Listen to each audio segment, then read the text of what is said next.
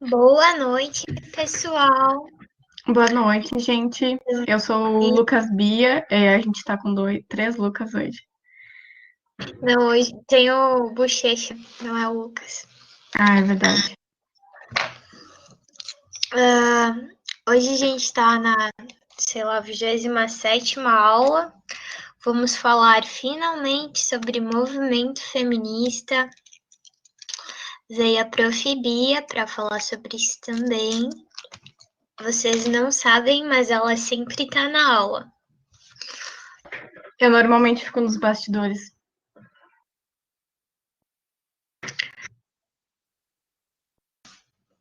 Então vamos começar? Quem é que está com o dom da palavra aqui? Agora eu tô com o dom da palavra. Tá bem, pessoal. Então, quem já ouviu falar sobre movimento feminista? Quem não ouviu, vai ouvir hoje. E perguntas no chat.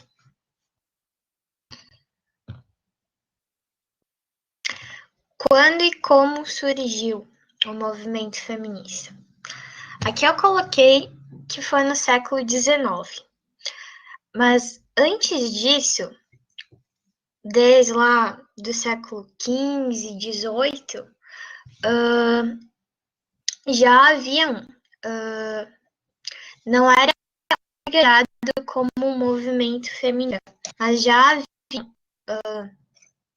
demandas por parte das mulheres por direitos, por liberdade, por um tratamento melhor, porque antes de tudo isso, a gente está pensando aqui em século XV e XVIII, as mulheres elas não eram tratadas como ser humano, eram tratadas como uma ferramenta de reprodução, né?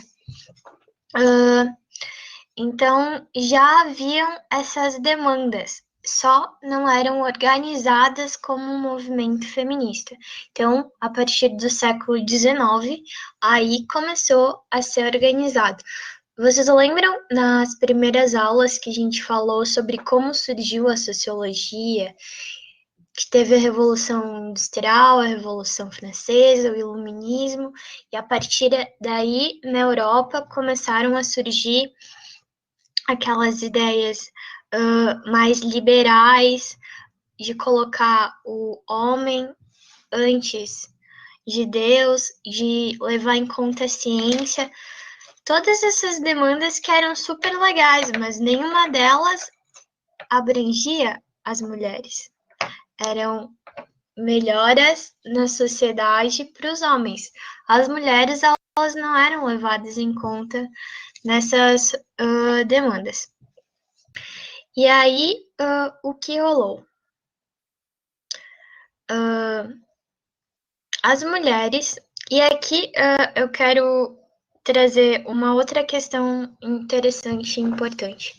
Quando a gente está falando sobre desigualdade entre homens e mulheres, aqui eu quero trazer um recorte que é: isso existe na nossa sociedade capitalista. Por exemplo, existem muitas comunidades indígenas onde as mulheres são as matriarcas. Então, essa desigualdade, esse movimento, está para a sociedade capitalista, porque existem diversas outras sociedades onde isso não se encaixa, não se adapta, porque não é assim que funciona a organização social, que um exemplo é algumas comunidades indígenas. Mas enfim, seguindo o baile. Aqui então começou as mulheres se organizarem para buscar primeiramente por direitos básicos, né? Direito de trabalhar, direito de votar, de participar dessa vida pública. E aqui eu trago outro recorte ainda, que é: esse movimento ele começou com as mulheres brancas de classe média, porque as mulheres negras elas já trabalhavam, elas eram escravizadas. Então, esse movimento, ele inicia sem esse olhar de classe, esse olhar de raça, que é com as mulheres brancas de classe média, né? Eu quero trabalhar, mas eu já tenho uma mulher negra que trabalha na minha casa para mim. Então, a gente tem que pensar também nesse recorte.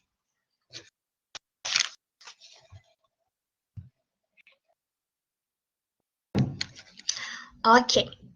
E aí, para começar a falar sobre isso, a gente vai falar sobre as ondas. O que são as ondas? As ondas, elas são períodos dentro da história do movimento feminista que a gente divide para organizar mais ou menos quais foram as demandas e como foi se desenvolvendo. Essa divisão, ela tem um aspecto mais didático, porque cada onda, ela conversa com a outra nas suas demandas. Então, isso é mais para a gente organizar e entender melhor como foi o desenvolvimento do movimento. Tudo certo até aqui? Vocês já ouviram falar sobre as ondas feministas?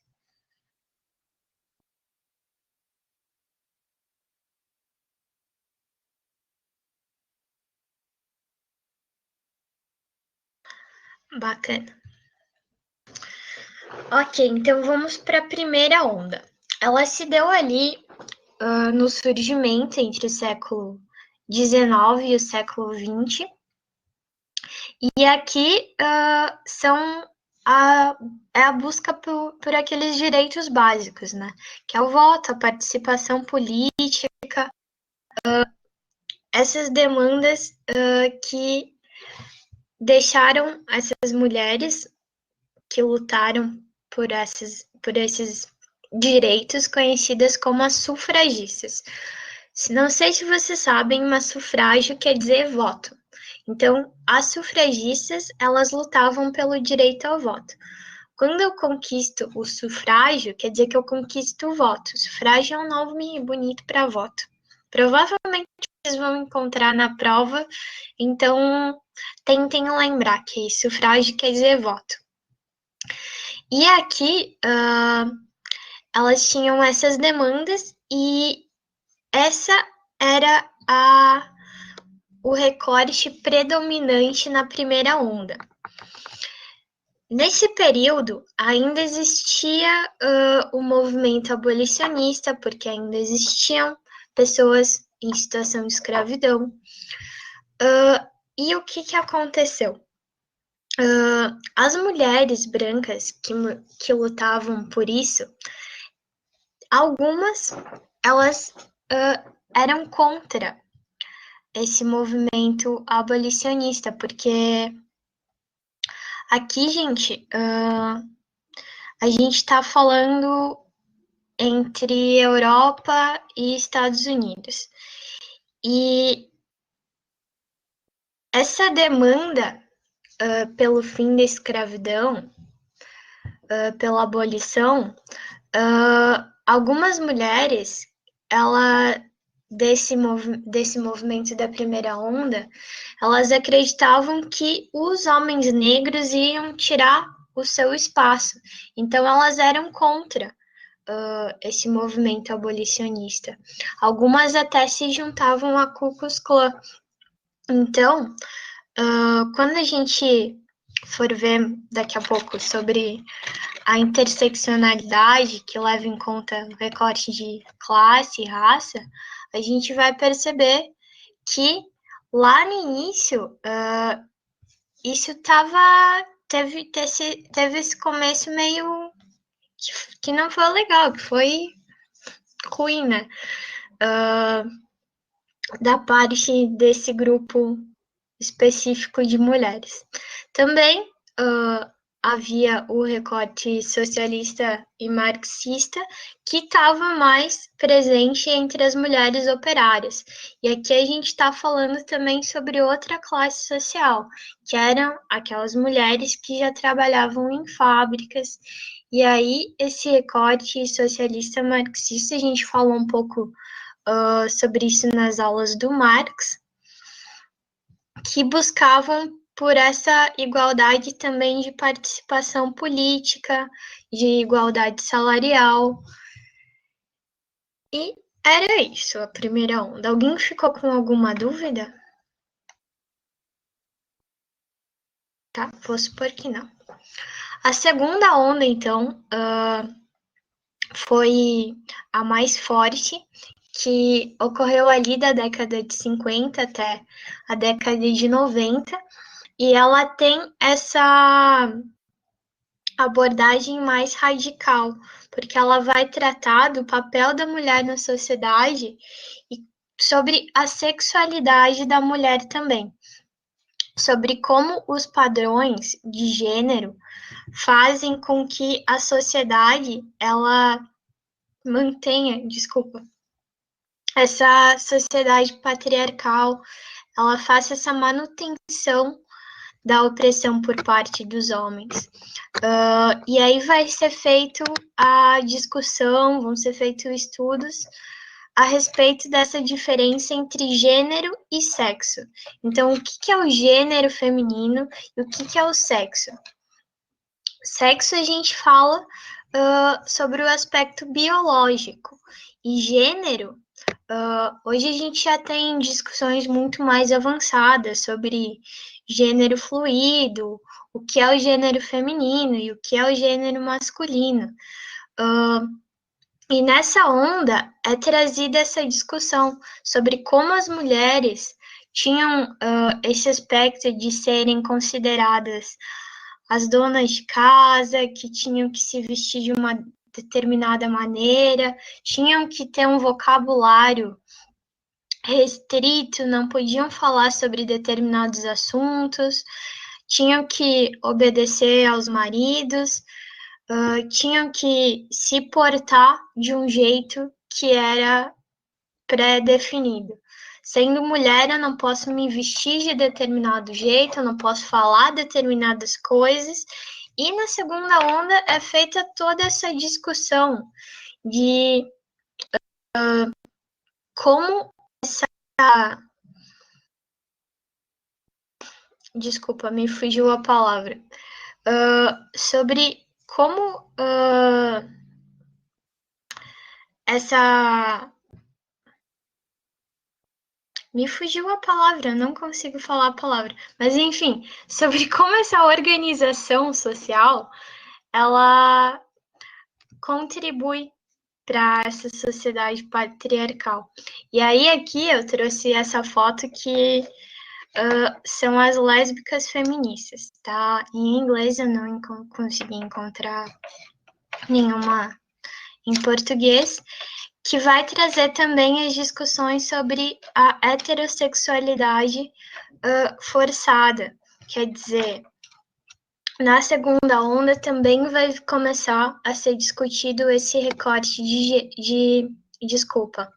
de orientação sexual, onde muitas mulheres com orientação sexual que não era a heterossexual foram forçadas a ficar com os homens, é o que a gente chama de heterossexualidade compulsiva, mesmo não sendo a orientação delas, porque essa sociedade patriarcal, machista, não permitia que elas seguissem a sua orientação. Então, o movimento feminista ele vem para trazer essa liberdade até mesmo de relacionamento, porque imagina, você nasce e você cresce e você não pode ficar com a pessoa que você gosta, com a pessoa que você ama, por uma organização social que não te permite ser quem você é.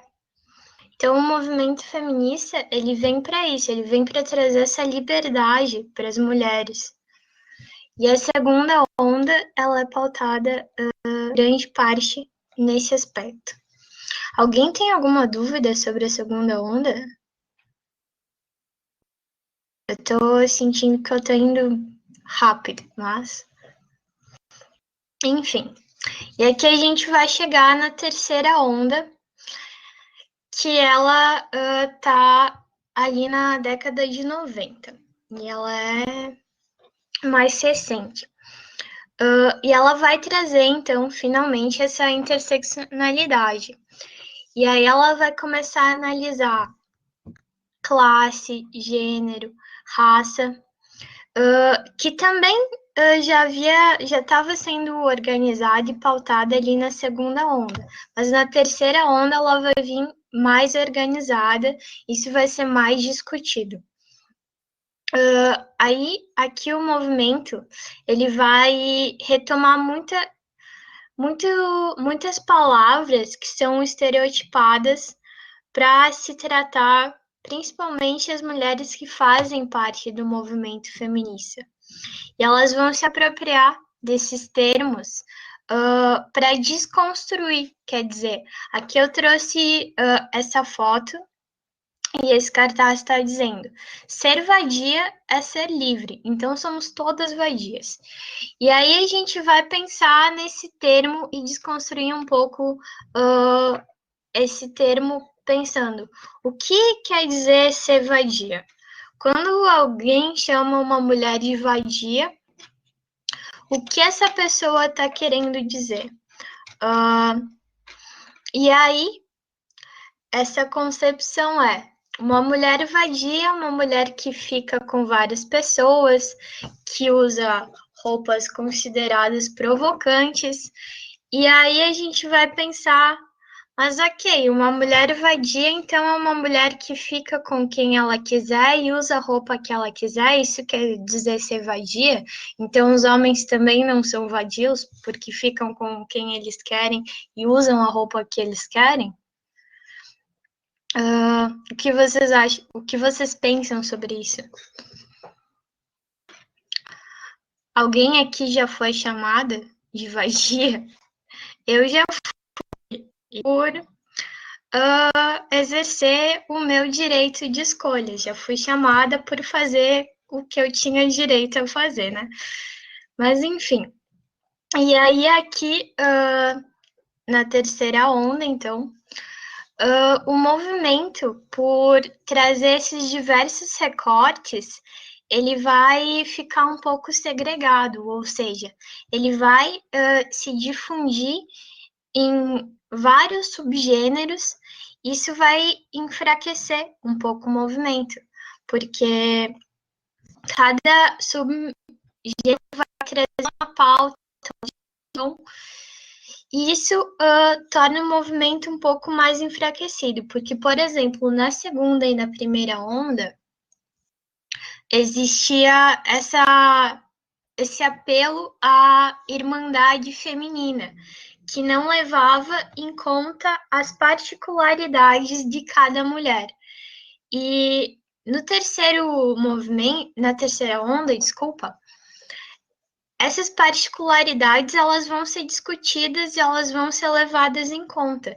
Então, é feita essas divisões, e isso, claro, torna o movimento um pouco enfraquecido.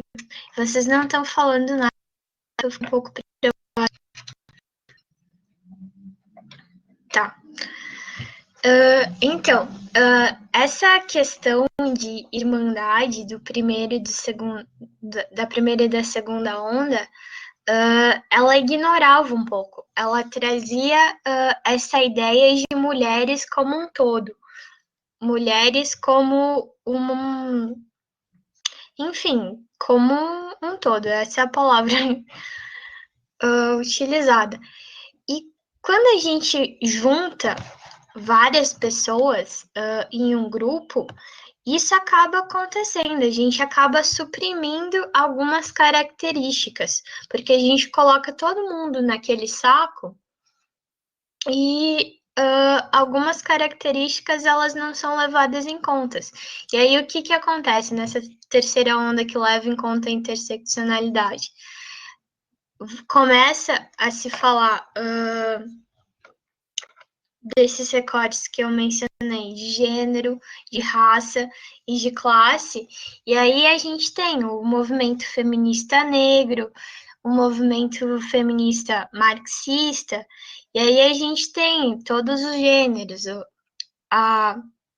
feminismo liberal, o feminismo radical, e cada um desses gêneros traz um aspecto diferente que é pautado em alguma ramificação desse movimento, dessa luta feminista, que vem, então, desde o século XIX, organizado como um movimento.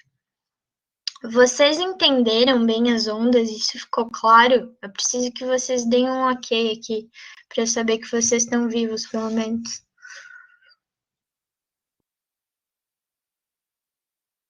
Tá. A Pia quer falar alguma coisa sobre as ondas?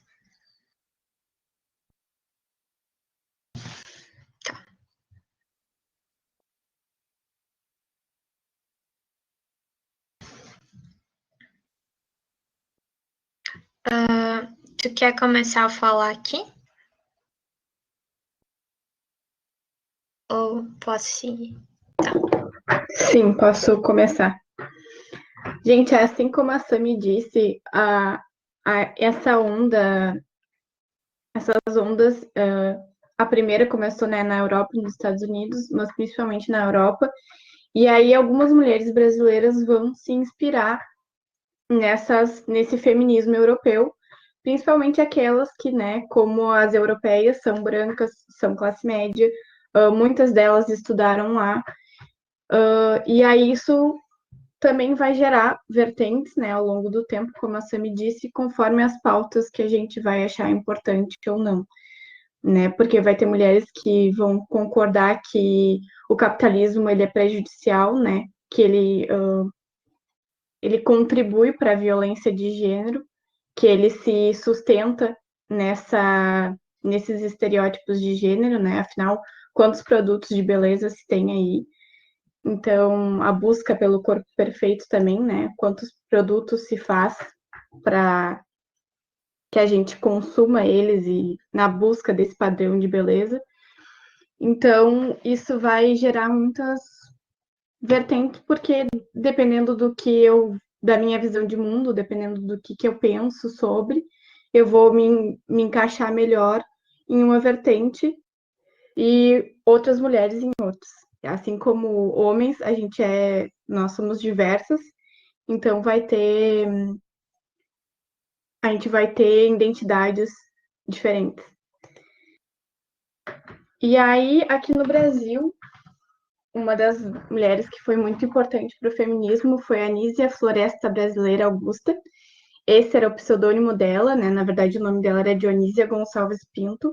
É Nísia porque ela gostava do nome, se eu não me engano. Floresta porque era o nome da fazenda onde ela tinha sido criada. Brasileira porque ela tinha orgulho de viver no Brasil. E Augusta porque o nome de um dos namorados dela era Augusto e ela amou muito ele, então ela colocou como homenagem. Ela, assim como muitas mulheres que vocês vão ver que eu vou trazer aqui, ela vai ser educadora e escritora, porque fazia pouco tempo que as mulheres começaram a ir para as universidades, né? E eram mais em certos cursos, né? Que elas eram aceitas, não eram em todos. Então, normalmente vai ser educadora, pedagoga, escritora, mas para o fim vai ter algumas médicas, advogadas, mas é mais raro. Ela foi muito importante dentro desse movimento, porque ela foi uma das primeiras escritoras no Brasil sobre o tema, sobre os direitos das mulheres, né? Esse primeiro livro aqui dela foi O Direito das Mulheres e Injustiças dos Homens. Esse livro, ele marcou o feminismo brasileiro, né? E além dele, ela escreveu outras obras. Ela fazia parte do movimento abolicionista, como a Samara disse, a gente ainda vai ter essa escravidão quando... Essa não, né? A escravidão dos negros durante essa época. Então, ainda vai ter feministas que, além do feminismo, elas militam em relação à pauta da abolição. Ela vai defender a educação científica para as meninas, né? Isso porque até então as meninas elas tinham educação voltada mais para cuidados domésticos, tá? A educação nas escolas era para costura, para limpeza, para gerenciamento de tarefas e economia da casa. E ela vai defender que as meninas elas têm que ter acesso às mesmas matérias que os meninos. E aí ela, nessa defesa, ela vai acabar criando um colégio, fundando um colégio no Rio de Janeiro, que é o Colégio Augusto. E ela vai ser a primeira escola que vai quebrar com essa norma, assim, dessa educação mais voltada para as tarefas domésticas. Aí, além da Nízia, a gente vai ter a Carlota Pereira Queiroz, tá? Ela já vai ser médica, mas vai ser mais pro final, assim, mais pro final não, mas mais pro meio da vida que ela vai entrar na medicina. Antes ela foi pedagoga, ela foi escritora, e aí ela vai entrar para a política. Ela vai ser a primeira mulher, desculpa, eleita deputada federal, né, em 1934, e ela vai ser presidente da Academia Brasileira de Mulheres Médicas. Ela vai ser mais da onda conservadorista, mas porque ela não conseguia, pelo menos ela não falava publicamente que ela se considerava feminista. Ela não gostava muito quando relacionavam ela com o movimento. Ela não gostava de assumir que ela tinha dificuldades dentro da profissão dela por ser mulher. Mas os familiares dela sempre falaram que existia, óbvio, né? Não tem como. Mas ela não gostava dessa relação, assim, ela preferia dizer que para ela estava tudo ok, mas as pautas que ela sempre defendeu e as coisas que ela tentou fazer enquanto eleita foram voltadas para os direitos das mulheres. A gente teve a Berta Lutz, e ela vai ser, ela e a anterior, que eu esqueci o nome agora, a Carlota, elas vão ser meio que. Elas não vão conseguir ter uma boa relação exatamente porque a Carlota não conseguia se identificar como feminista. E aí elas vão ter problemas, por exemplo, elas vão divergir na questão de cotas, né? Que a Berta Lutz ela vai defender a questão das cotas para mulheres, assim como hoje a gente tem, né, cotas para negros, como as mulheres eram muito excluídas de todos os ambientes, principalmente os políticos, a Berta Lutz achava que tinha que ter cotas para essa inclusão. E a Carlota ela vai dizer que essas cotas elas são como é que se diz? Assim como existem pessoas negras hoje que vão dizer que cotas é racismo, é a mesma coisa que a Carlota vai defender, vai defender que era misoginia a gente ter cotas para mulheres. Que não faz muito sentido, né? A Berta Lutz, ela é bióloga, ela vai depois, mais tarde, fazer direito também, e ela, assim como a Carlota, é política. Ela vai participar de muitos movimentos, muitas ligas, muitas associações, ela vai criar a União das Funcionárias Públicas, e ela vai lutar pela igualdade salarial, né? O direito à licença maternidade, vai lutar também contra o trabalho infantil, vai defender o conhecimento e a formação científica no Brasil. Ela também vai defender o combate à doença, né, as proteções da natureza e a conservação da fauna e da flora. E ela era deputada, mas ela era suplente, tá? Ela era suplente, aí ela conseguiu exercer o cargo porque o primeiro faleceu, né? Era um homem, o primeiro do partido, e ele acabou falecendo durante o pleito, e aí ela tomou posse. Gente, como é que tá? Tá tranquilo? Eu tô sentindo que eu tô muito rápido. É que faz muito tempo que eu não dava aula, então eu tô um pouco nervosa. Então eu tô tentando. Então tá. Tem a Mieta Santiago também, que é um pseudônimo da Maria Ernestina Carneiro Santiago Manso Pereira. Ela também vai ser escritora, né? Eu tinha falado para vocês que a maioria delas vai ser. Também é poetisa e ela vai ser advogada criminalista mais tarde também. Ela vai conseguir.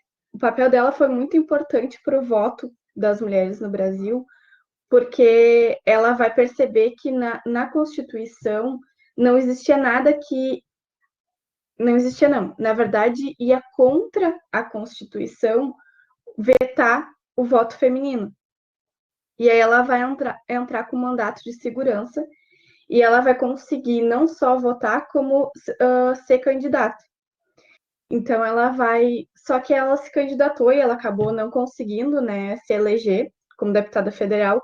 Só que, como ela participava do Partido Republicano do Rio Grande do Norte, eles vão ver isso e eles vão pensar: não, então realmente dá para fazer isso, então vamos lançar a candidatura de outra mulher. E aí eles lançaram a candidatura da Luísa Alzira Soriano Teixeira e eles vão tornar ela a primeira mulher. Eles não, né? As pessoas vão votar nela e vão tornar ela a primeira mulher eleita no Brasil. E ela vai ser prefeita de Lages. Então isso foi muito importante, assim. Acabou que ela não conseguiu, a Mieta não conseguiu se eleger, mas o que ela fez acabou abrindo portas para outras mulheres. E é, né, uma questão de representatividade que até hoje a gente fala muito e considera importante.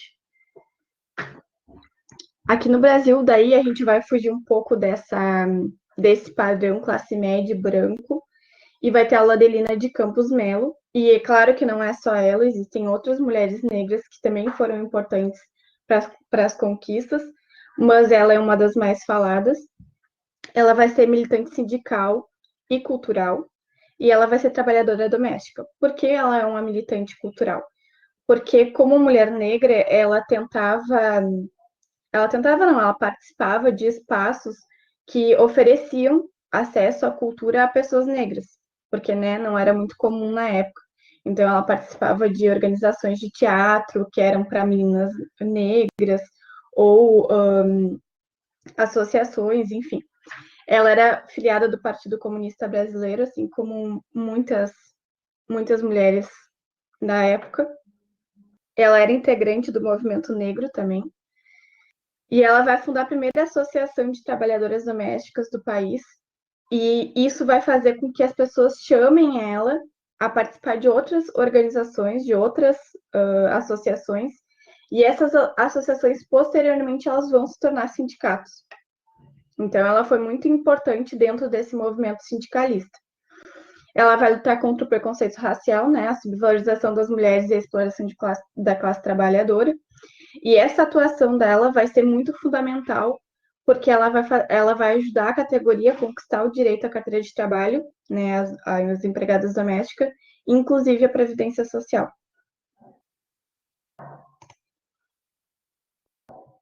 Essa aqui é a Pagu, ela é uma das mais famosas.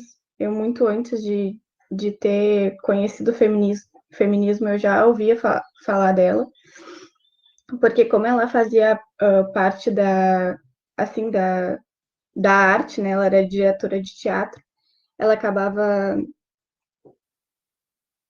chegando mais na mídia, eu acredito. E hoje em dia tem uma revista feminista que é com o nome dela. Ela é a Patrícia Hinder Galvão. Esse apelido dela, Pagu, na verdade, foi um amigo dela que achou que o nome dela fosse Patrícia Goulart. E aí ele fez uma brincadeira, né, com Patrícia e o Goulart, só que na verdade foi uma confusão. Mas acabou pegando o apelido, enfim, ele escreveu um poema, eu acho, com o nome dela, com esse apelido, e aí acabou pegando e ela ficou conhecida assim. A Patrícia, ela foi escritora, né, foi poetisa, ela foi diretora de teatro, como eu tinha falado, ela também era tradutora, era desenhista e jornalista. E ela era militante do Partido Comunista Brasileiro, e por causa dessa militância, ela foi a primeira presa política na história do país, né, a primeira mulher a ser presa. Ela foi participar de uma greve e acabou sendo presa. quando ela viu, e nessa mesma situação ela acabou vendo um amigo dela de militância falecer. E aí foi a primeira vez que ela foi presa. Como a vida dela foi muito direcionada à militância, ela foi presa diversas vezes. Alguns chegam a falar que ela foi presa mais de 20 vezes. Inclusive, ela depois foi trabalhar com jornais como é que se diz, como correspondente em outros países. E aí ela chegou a morar na França. E na França ela foi presa, passou 5 anos presa, se eu não me engano. E aí depois conseguiram libertar ela. Ela chegou no Brasil, não deu muito tempo, ela foi presa também. Então, ela passou muito tempo presa. Ela, no final da vida, ela teve câncer, enfim. Mas ela foi muito importante, assim, porque ela era uma mulher que, se a gente lê entrevista com pessoas que conheciam ela, falavam que ela sempre fugiu muito dos padrões da época para uma mulher, né? Ela falava palavrão, ela fumava, ela bebia, enfim, fazia o que ela tinha direito de fazer, óbvio. Mas para a época era bem comum as mulheres fazerem isso. E aí teve a Rosemary Muraro, não sei como é que fala o nome dela, gente.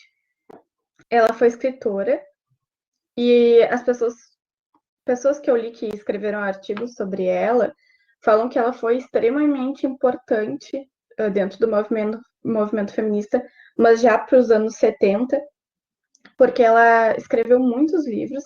Aqui eu acho que eu coloquei 40 livros ela publicou, né? Ela teve inúmeros artigos sobre o assunto, a maioria, se não todas as publicações dela eram com o tema de gênero, eram relacionadas a isso.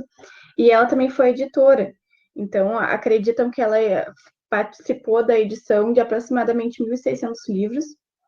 Ela trabalhou na editora Vozes. Ela fundou as próprias editoras, que foi a editora Florência Universitária e a Rosa dos Tempos. Essa última foi a primeira editora das mulheres no Brasil. E ela ela teve muitas nomeações. Eu nem coloquei todos aqui, porque foram vários prêmios que ela foi recebendo ao longo da vida. Ela faleceu, se eu não me engano, em 2014, tá ali em 2014. Mas um dos últimos, eu acho que foi, das premiações que ela recebeu, foi a patrona do feminismo brasileiro em 2006, que ela recebeu pelo governo federal. E eu não sei se a Sami, se ficou alguma dúvida, gente, vocês podem perguntar. Eu acho que eu falei bem rápido, porque eu tava com receio, inclusive, de não dar tempo. Ninguém tem dúvidas? Nadinha.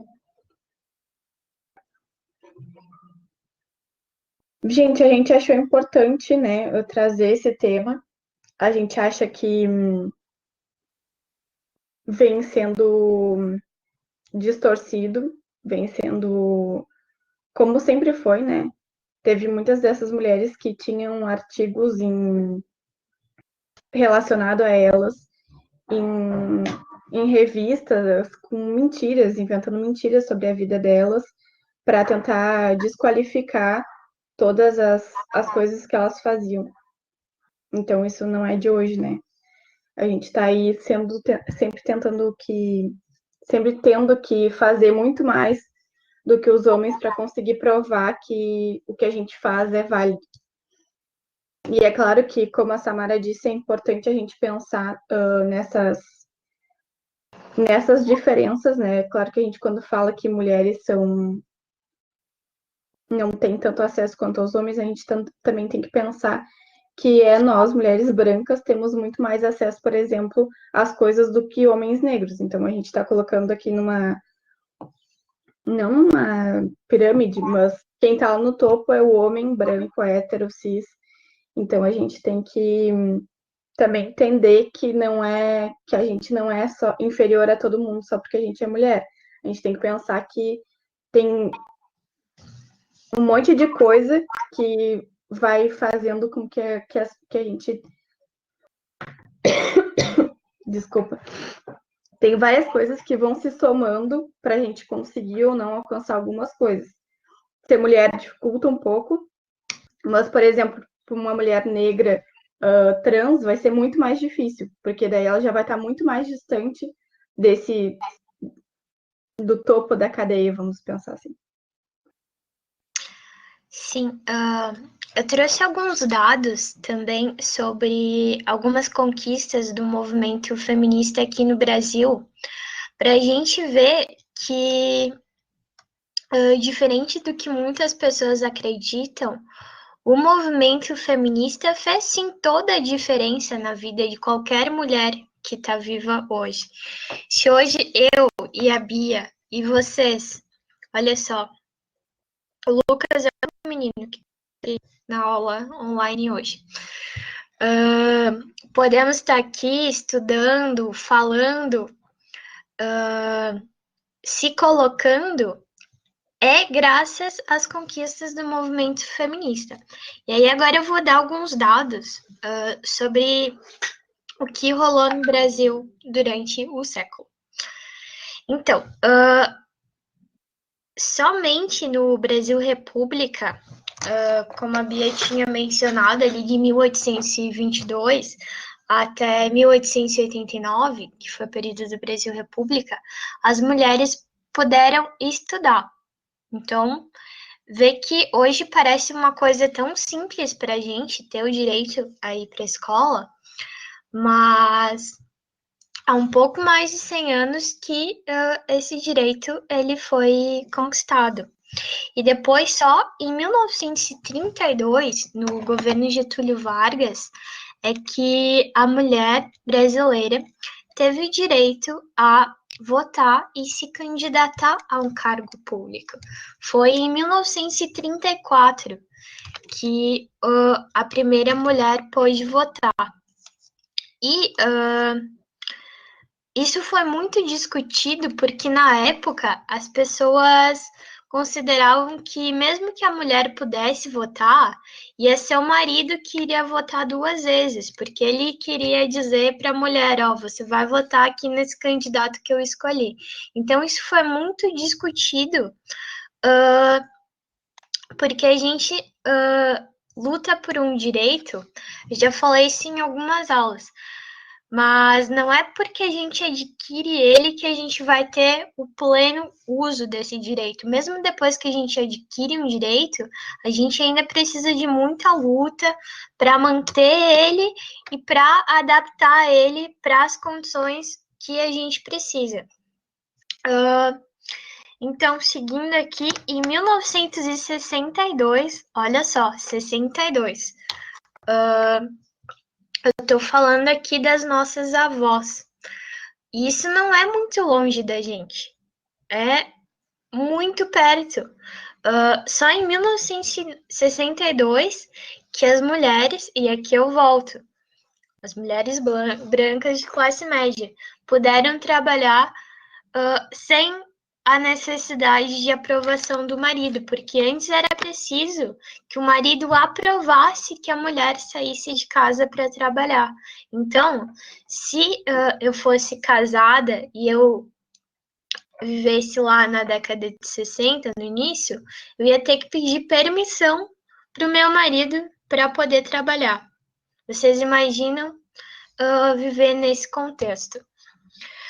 E em 1975 também, que é muito perto da gente, é muito perto, que a mulher obteve o direito ao divórcio, porque antes você casava e você estava fadada a viver nesse casamento até que você morresse ou fosse assassinada, né?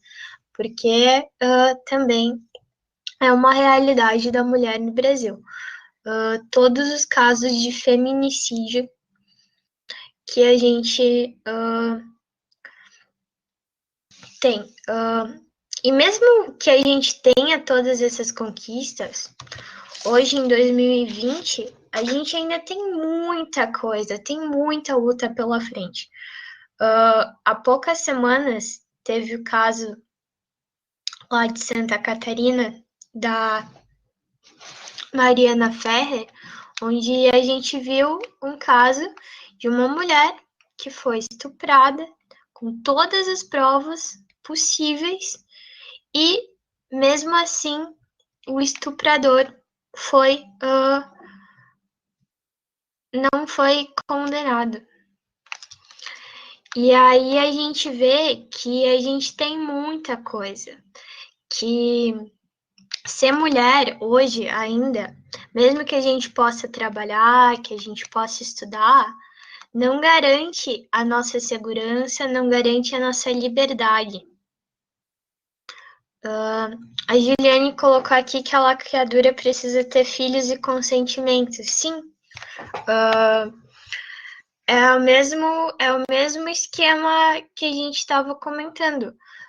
Imagina algo que é relacionado ao meu corpo, à minha escolha, eu precisar pedir autorização de um homem que não passa por gravidez, nenhum homem engravida,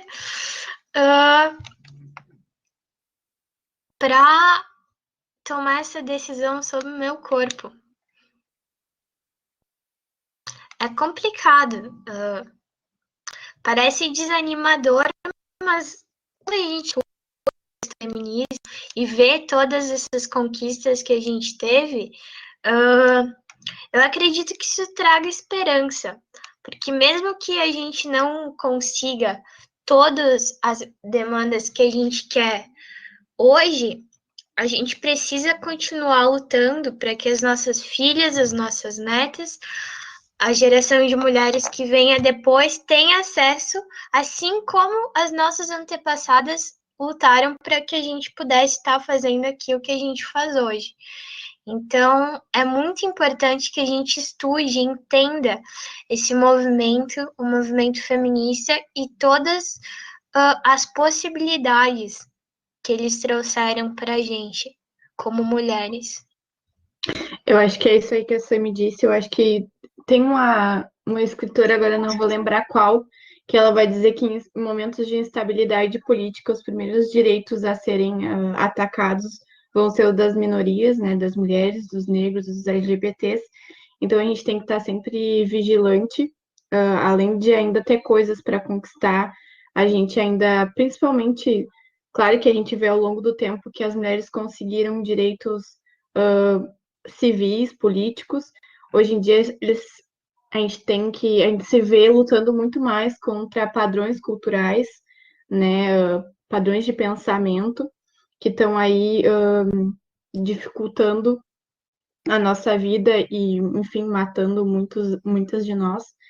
Então, a gente tem que estar sempre pensando sobre, né? A gente agora está passando pelas eleições, digo está passando porque ainda tem segundo turno, e a gente tem que pensar sempre em representantes que estão pensando em manter os nossos direitos e melhorar ainda mais a nossa qualidade de vida e a nossa segurança, principalmente.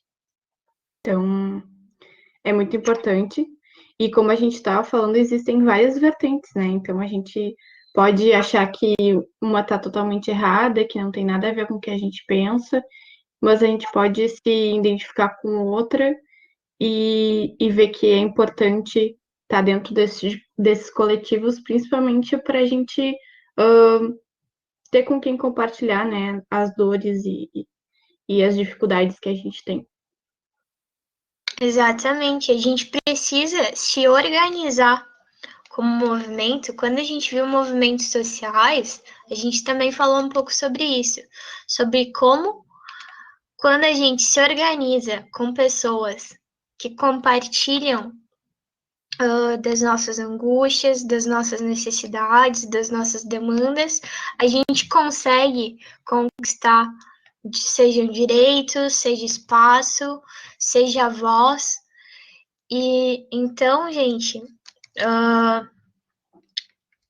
é isso. A gente precisa se unir e se organizar, porque se a gente isso, aí começa sim a perder, mesmo que os direitos já estejam aí, isso não é garantia que eles vão estar para sempre. E a gente precisa continuar essa luta, né?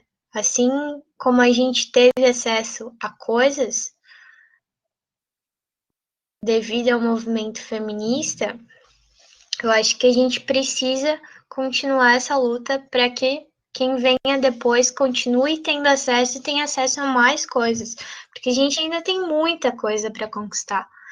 Hoje em dia, mesmo conquistando diversos espaços, a gente ainda ouve muito homem menosprezando o trabalho, menosprezando a nossa voz, a nossa fala. Para vocês que estão agora nesse período de entrar na universidade, a universidade é um local que a gente precisa ocupar, porque por muito tempo foi um lugar onde a maioria era de homens brancos de classe alta, classe média alta, e a gente sabe que quando essa parte da população domina os lugares, o que sobra para os outros não é bom, não é bonito. Então a gente precisa estar lá ocupando e representando a nossa parcela da população, que são as mulheres, todas as mulheres. O nosso tempo está estourando.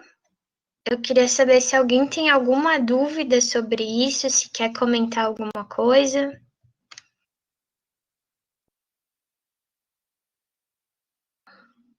Quando ninguém fala nada, eu suponho que todo mundo entendeu tudo, que tá maravilhoso. Eu suponho que a aula foi uma merda, porque, né?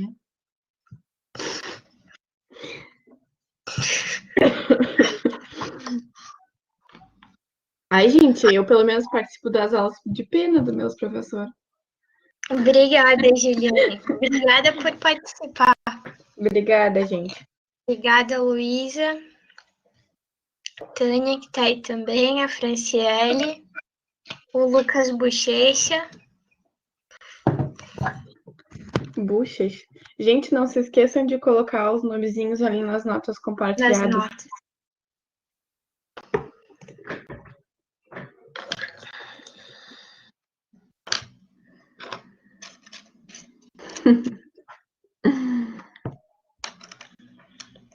Sim, pessoal, o Lucas trouxe uma questão importante, que o feminismo, ele é a luta pela igualdade, não pela superioridade.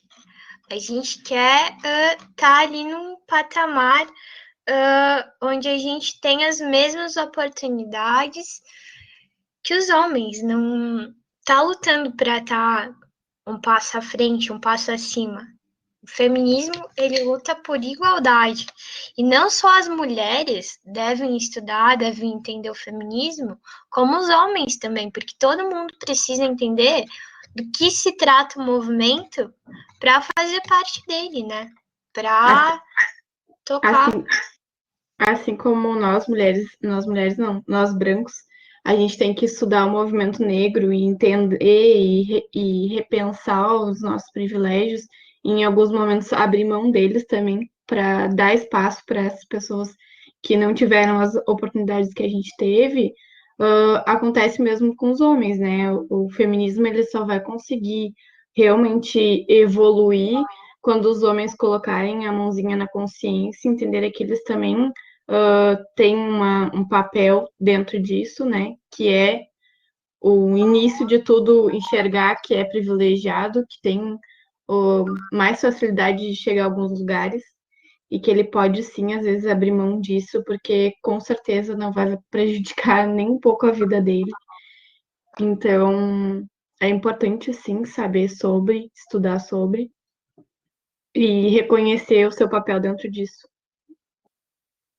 E quando a gente ouvir alguma coisa, alguma frase machista, tá naquela roda de amigos e alguém faz alguma piada machista, se vocês sentirem confiantes, questionem. Por que você acha que isso é engraçado? Por que você está falando isso? Até a pessoa se dá conta que o que ela está falando ela tem um pensamento retrógrado que não serve mais, que tem que ser deixado no passado e não ser trazido, porque quando a gente está lá e alguém fala uma coisa que diminui uma mulher, ou que seja. A gente falou sobre isso na aula sobre racismo. Questiona por que você está falando isso.